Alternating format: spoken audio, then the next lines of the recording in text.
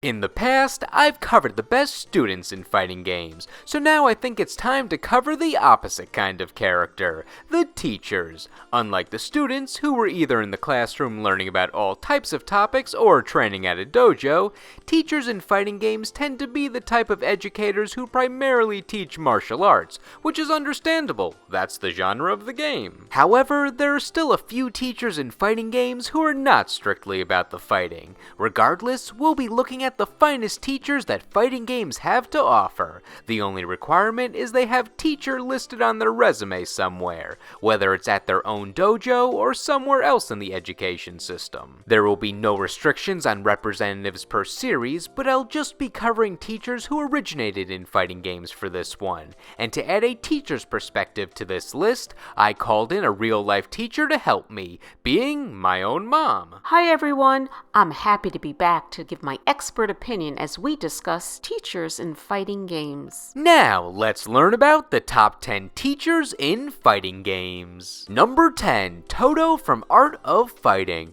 Todo doesn't have the best legacy in Art of Fighting. He's the first opponent you face in the first game, where you're playing as Ryo or Robert trying to rescue Ryo's kidnapped sister Yuri, and Todo's role is to be asked where Yuri is and respond, "Ask for it with your power," only to reveal after getting his booty kicked, "I don't really know where she is." So he looks like a bad guy in this interaction, but in reality, he didn't care enough about the situation to show genuine concern. The reason is likely because his martial arts dojo has a rivalry with Ryo's father's dojo, who may or may not be later on this list. Todo paid the price for his indifference, though, by losing students due to his humiliating defeat to Ryo, with fighters having more interest in learning where Ryo trained. He copes with this loss by never being playable in a canon game again, not in Art of Fighting, not in King of Fighters, so Todo's unique fighting style and dojo could not live on, until his daughter Kasumi took his place as the main Todo martial arts user in the series, meaning Todo's relevance dwindled to basically nothing. Though we got one what-if scenario in Capcom vs SNK 2 where he was playable, showing us what would have happened if his relevance stayed, and overall, pretty standard moveset, essentially an improved version of his Art of Fighting moveset mixed with what Kasumi brought to the table. I like his powerful kicks and jabs with energy projectiles thrown in. It looks like he's been working out with weights too with those muscular arms. Maybe he uses his defeated opponents as dumbbells. My favorite part of the moveset is the energy slashes. It shows his superiority over typical fighting game martial arts styles that favor a ball of energy. I don't know a scenario where energy slashes aren't cool.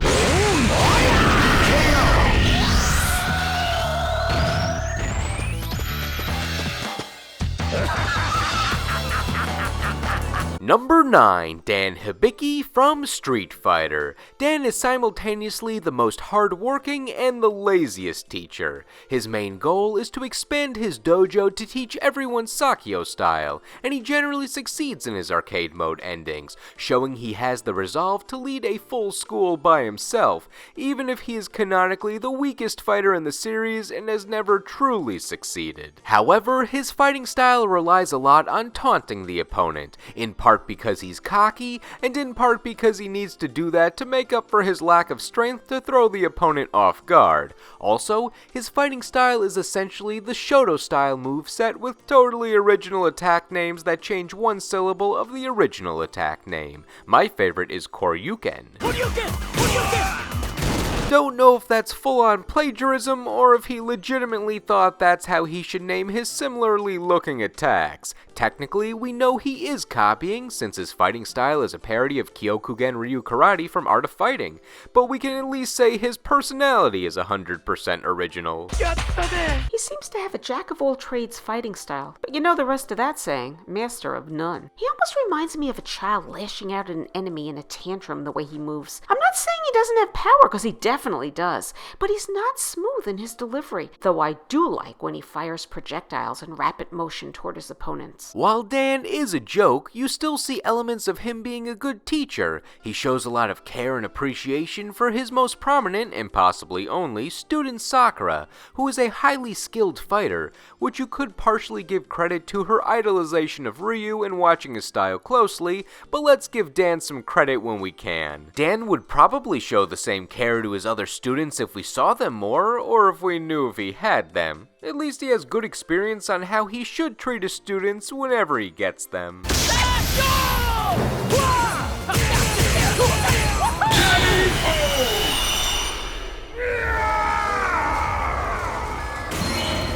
Number 8, Akira Yuki from Virtua Fighter. Being the stoic main character of a fighting game franchise, Akira seems like he would be the type of character who just wants to fight and has no other career goals. However, since Virtua Fighter doesn't ever show us the story in-game, you have to turn to Akira's bio to see that he's actually a kung fu teacher. Who his students are and where his dojo is remains to be seen, but the in-game bio never lies, so we at least know that he is one. Since he keeps his emotions and life private from even us, the players, we can only assume that he's a good teacher. Akira has a complex fighting style that looks like it would be easy to learn, but don't be fooled like I was. He's one of the most difficult characters in the game to master, using slow motions to read the opponent's movements and come in for a quick strike to the, well, everywhere. Once Akira gets going, you have to avoid him going up, down, and all around with his fighting, and he has a good resume to bolster his teaching,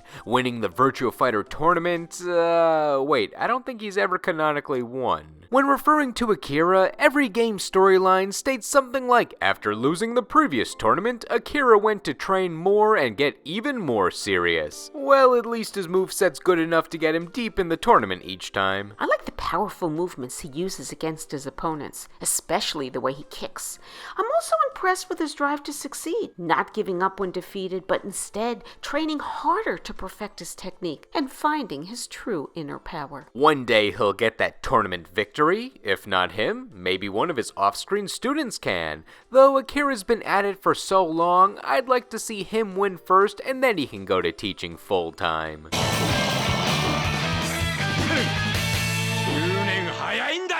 Number 7, Lychee from BlazBlue. Normally, Lychee is a doctor-scientist who speaks softly and carries a big stick, though on occasion, she's known as a teacher. She's an ally of the Kaka tribe, a group of cat people who were supposed to be weapons but ended up just being cat people, isolated from society. Besides bringing them provisions as an ally, Lychee teaches them about the world outside their village, also things like proper manners and such. It's a cute dynamic. However, the true teaching comes with a side mode from some of the BlazBlue games called Teach Me Miss Lychee, which takes this plot point to the extreme by bringing it to an actual school. Lychee fully realizes her job as a teacher in a non-canon setting, teaching us, the player, along with the characters in-game, about the ins and outs of the BlazBlue world. Lychee has a classroom and a chalkboard, and everything is chibi. This fun mode can be accessed from the game's main menu under... oh, that's right, they removed this in the most recent BlazBlue game, along with most of the funny gag reels.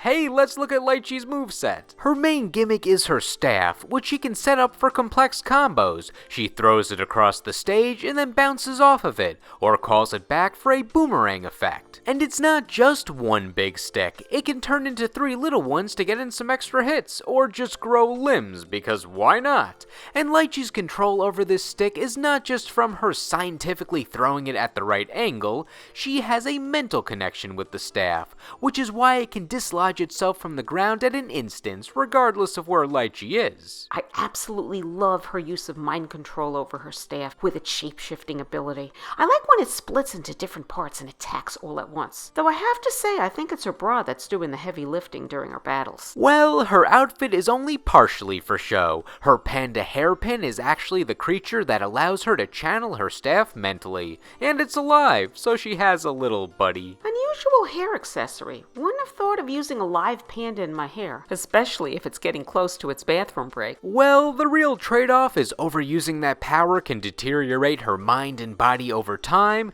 but I suppose panda pet maintenance is also something that she should consider.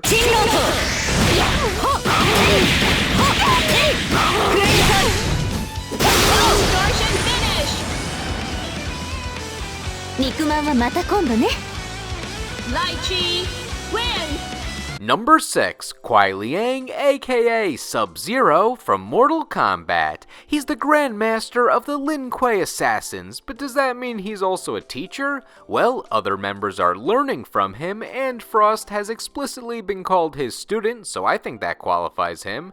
In the original timeline, he's initially out for revenge, then for friendship, and then he was just old and tired and decided to take on a new pupil as well as the whole Lin Kuei. I think it's interesting to see him age in appearance over the course of his battles, so unlike other characters whose looks seem to be frozen in time. Other characters aged visibly in the rebooted timeline, but Sub-Zero was the first to follow that trend. Sub-Zero was also the first Grandmaster of the Lin Kuei to have them starkly on the side of good. He even expanded the Lin Kuei to accept more students. Not many students, but he was willing to teach if they were willing to learn. After becoming a teacher, I like how everything Mortal Kombat X Sub-Zero says is a quote full of wisdom. He's ready to be put on one of those inspirational quote posters with everything he says. You are more like your mother than you think. While he'll teach you the complexities of whatever martial arts style the Lin Kuei is specializing in, you're really training with him for the freezing techniques. It's well known that Sub-Zero doesn't just generically freeze you. He'll find creative ways to hit you with that ice, whether it's from the sky, the ground, or anywhere in between. But the real skill comes with the ice weapons. He makes whatever he wants to out of ice. Pick your favorite thing. The sword is classic, but the dagger is underrated, or just the life-size version of himself. He gives new meaning to the term cold shoulder with his fighting style. Frost Hammer and Crushing Hammer are my favorite weapons that he uses against his opponents, though I do like the ice sculptures that he clones of himself. He could make a fortune creating ice sculptures for wedding receptions when he gets too old to fight. Not sure if that's the best business venture for him, since he can only make ice sculptures of himself. It's hard to advertise for someone else's party by saying you can make an ice sculpture of a dude they don't know. It's unfortunate for Sub-Zero that his most notable pupil Frost hates him and literally wants to do everything the opposite of what Sub-Zero wants to do, except freezing. She's all on board with that. Otherwise, she's about ruthlessness and murder. It's a shame, since Sub-Zero has the patience and knowledge to be a good teacher, as evident by the rest of the Lin Kuei staying in line with him. But Frost was just that unstoppable force to Sub-Zero's immovable object. That being said, Sub-Zero could stop her at any time. He just thought that she could learn about manners as much as she learned about cryomancy. Oh well, I guess on to the next student. Sub-Zero wins.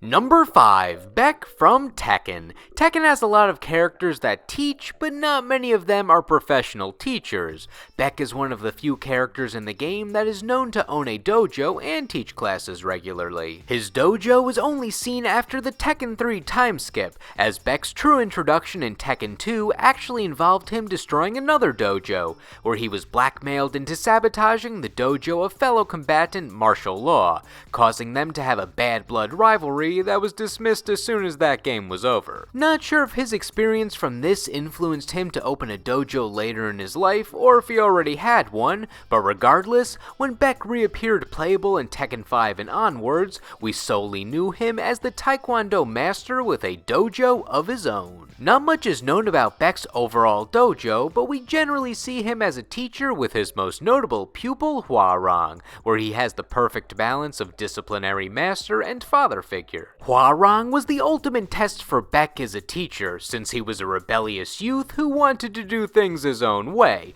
so Beck steps in with his level-headed approach to fighting, teaching Hwoarang that rushing into a fight with power is less of a viable strategy than planning ahead and having a purpose for fighting. fighting. His moveset also shows his teacher-student relationship with Hwarang. Beck only has 2 stances to his Taekwondo style, since he knows his most efficient stances will maximize his power, while Hwarang uses 4 stances because he wants to show off more, which means he's possibly risking dropping a combo amidst all the flashy stance switches. Beck has a smarter strategy with his less complex tactics, since he has less opportunities to mess up in a standard combo. I love his powerful kicks, such strength in his movements. I like that he's trying to get his student to see the value in goal setting, rather than in just using brute force. And it doesn't hurt that he can give him a good swift kick in the you-know-what if he doesn't comply, and he's good at kicking.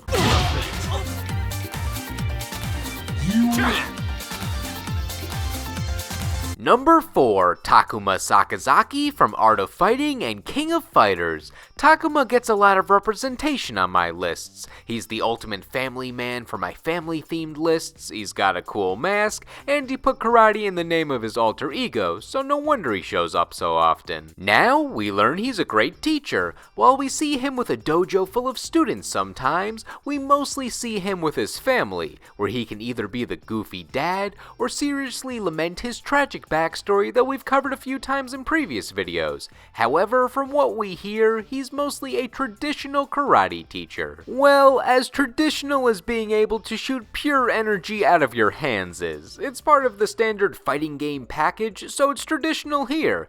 Part of Takuma's charm is that he's out of touch with today's youth, so he has trouble attracting new students, though he always has a few present in his dojo, even if he could use a bigger class. If you come to his dojo, he'll give you a rigorous training session followed by a good meal. Well, good depending upon how much you like soba. He loves cooking that for all his students. I love his multiple attacks, especially the way he pulverizes his opponents with his fists. Maybe he should try to work his famous wheat noodles into the act, especially since his family is sick and tired of eating them. He likes cooking so much that he's actually listed as a former karate teacher in modern King of Fighters games and is now a restaurant owner. Sad to see him leave the dojo, but I'm happy he found his calling in life, and that he has an outlet now for his soba cooking prowess.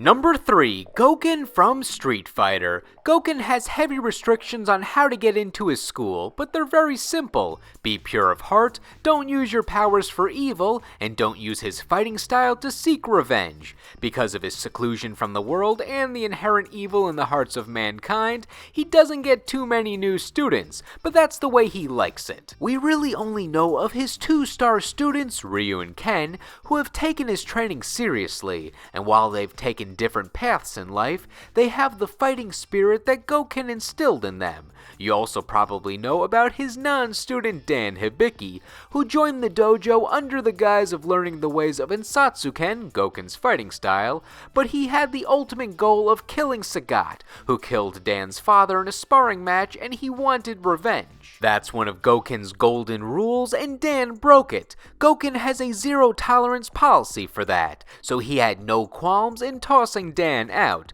though he felt Dan wasn't a bad person at heart, so he at least gave him advice that revenge is a dish best served not at all. I get a Cobra Kai vibe with his mentoring style, starting his own dojo, having a spiritual style of teaching self-defense, and not keeping a student whose motivation to learn is revenge. And it doesn't hurt that he's still rocking a powerful muscular body with moves to match. Gouken teaches the aforementioned Ensatsuken style, which we generally call the Shoto style moveset in Street Fighter lingo, even though it doesn't resemble real-life Shotokan karate. But whatever you want to call it, it's the standard jack-of-all-trades fighting style that focuses on shoryukens, hadokens, and spinning kicks. He may have not been the originator of these moves, but he's mastered them the most of the cast, and honed them to be his own, not to be used for assassination like his own master planned to. His skill is particularly evident by him having moves that Ryu and Ken have yet to master, like his counter move, where he just stands there like a badass, waiting to attack his opponent in response to their attack. He can also create the mightiest Hadoken that we know, the Denjin Hadoken, which is something that Ryu has only mastered in Street Fighter III, which is the oldest version of Ryu in the timeline. It shows that if you want to learn Goken's strongest moves, you have to hit that grind regularly, though Goken's really only into hitting that grind at this point in his life when it comes to testing his students. He only has entered canonical tournaments to test his students' strength. Standard Elder Master tactics. He doesn't seem too keen on having fun otherwise, though. My favorite Goken moment showing his lack of amusement is at the beginning of his arcade mode ending in Super Street Fighter IV, where Ryu and Ken come to him after the tournament, and he just has this facial expression as if he's done with it all. That being said, he loves his students. He just wants them to go off on their own when he feels there's nothing left to teach them, even if they still lose to this old man every once in a while.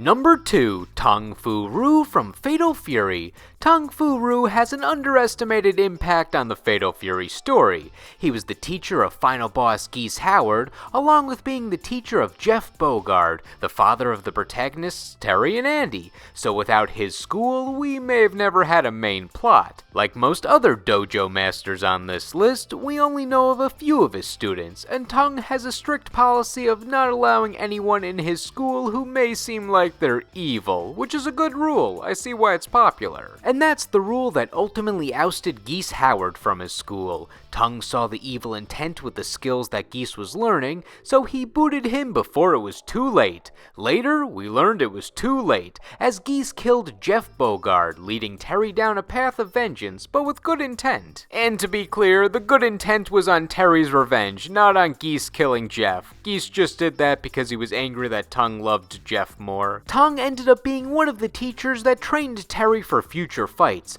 but a combination of these unfortunate circumstances that led us to where we are now and his overall age, Tong eventually stopped accepting students. He was mostly good at sticking to that promise, only taking in Chan Rei during the Fatal Fury storyline, and then staying on the sides until King of Fighters 14, taking on the new protagonists of that game as his last students ever, unless he decides to unretire again to take on his last students ever again. Hey, it's possible. He's physically fit to fight at any time. Yes, he's nimble and has energy blasts to cover some ground, but his real secret is that he's actually swole. He can just clap his hands together and go to town. The mega muscles contrast well with his mild-mannered default pose. I like the way he's calm and always thinks twice before he acts, but I absolutely love the way he pumps up his body with chi energy to pulverize his opponents. The only thing I can do clapping my hands together is turn off the lights. It goes without saying that's his coolest looking technique. Also, I know you're all thinking that Tong looks like Master Roshi from Dragon Ball. Yes he does. They were not afraid to have similarities. Honorable mentions: Martial Law from Tekken and Miss Spencer from Rumble Roses. Martial has a dojo like Beck, but since Martial has unfortunately trended toward being a comic relief character over the years, he has a bit more failure with his dojo. And for Miss Spencer, well, I haven't played Rumble Roses, but she's a history teacher and this is a fighting game, so she checks out for indeed being a teacher in a fighting game. For number 1, we thought there was no better option than going to a game that centers itself in a standard school, and since it's a tag team fighting game, we get a 2-for-1 for number 1, being Hideo Shimazu and Kyoko Minazuki from rival schools. Unlike most of the characters on this list, these two don't specialize in martial arts when it comes to teaching. Hideo is a Japanese language teacher, and Kyoko is the school nurse who also teaches chemistry. However, since they're both competent fighters, they also help out with physical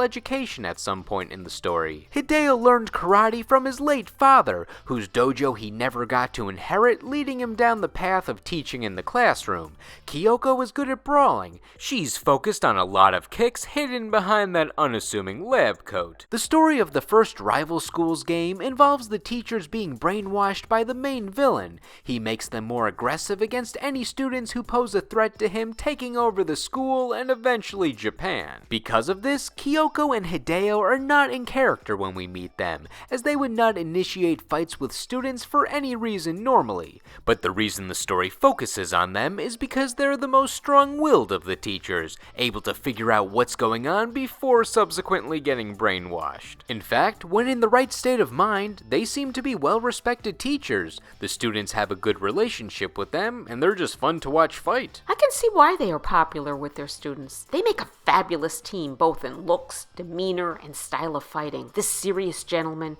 and the beautiful lady with brains to match. Those jabs, kicks, rising knee attacks, and fantastic leaps in between are phenomenal. If fighting were an Olympic sport, they'd bring home the gold. Their fighting styles definitely trend more towards the physical part of their profession rather than the classroom side of it, as in, they fight with legitimate martial arts techniques rather than tools from the classroom. I mean, it would have been cool to see Hideo teach a mini language lesson for an attack, however they would do that. That being said, at least Kyoko goes a step beyond her kick-focused movesets with a few other attacks, like using her clipboard to smack her opponent. I really like Kyoko's Stairway to Heaven attack, and the song's not bad either. Really though, their teaching motif is the most prominent with their backstory and their appearances. My favorite is how Hideo is ready for battle with a bit of armor, yet still keeps it formal with a button-up and tie. If he's gotta go to a meeting after kicking some ass, all he has to do is remove his extra layer and boom, he's ready. I like that Hideo hardly ever takes off his shoulder pads. Kinda like me in the 80s. I would have definitely borrowed his back then. So by being Justice High School's star teachers who can spar teachers, Hideo and Kyoko top this list of teachers in fighting games. Now, what did you think? Were all these educators brushed up on their techniques, or should some of them have stayed in the teacher's lounge? Which teachers in fighting games did we maybe leave off this list? Let us know in the comments. Anyway, thank you all for watching, and we will see you in the next video.